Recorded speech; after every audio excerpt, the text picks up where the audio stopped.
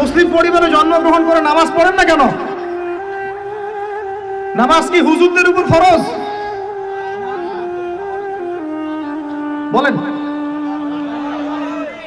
আপনার বয়স কি 10 বছরের নিচে? তাহলে আপনি নামাজ পড়েন না কেন? ফরজ মানে কি? আপনি ইচ্ছা হইলে করলেন, ইচ্ছা হইলে করবেন না, নাকি এটা ফরজ? ফরজ হইতো বোঝেন। ফরজ কি? ওই যে প্রত্যেক রাতে যে মেয়ের সাথে খষ্টি নষ্টি না করলে আপনার ঘুম হয় না, ওইটা হচ্ছে ফরজ। স্কুলে কলেজে গিয়ে মেয়েদের সাথে অ্যাফেয়ার্স করা, ডেটিং করা, এই পাবজি খেলা, আমাদের সবার উপর এখন ইউটিউবিং, ফেসবুকিং ফরজ। ফরজ বোঝেন, এইভাবে বোঝেন, এগুলো হচ্ছে ফরজ আপনার উপরে। তো সালাত, হাইয়া আলা সালাত প্রত্যেক দিন আপনার কানে যায়, কেন সালাতে আসেন না? হাইয়া আলাল ফালাহ আপনার আমার কানে যায়, কেন সালাতে আসেন না?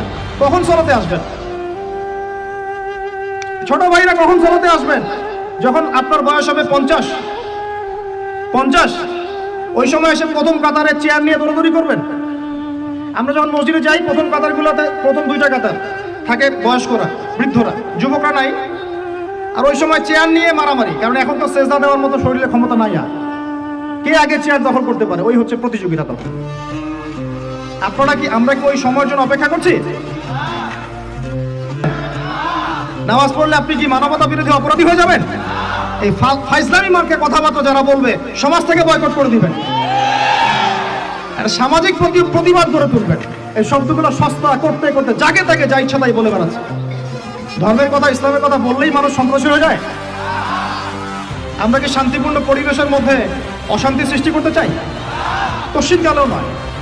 কিন্তু আপনার ছেলে, আমার ছেলে, আমার ভাই আপনার উপর নামাজ পড়বে না কেন?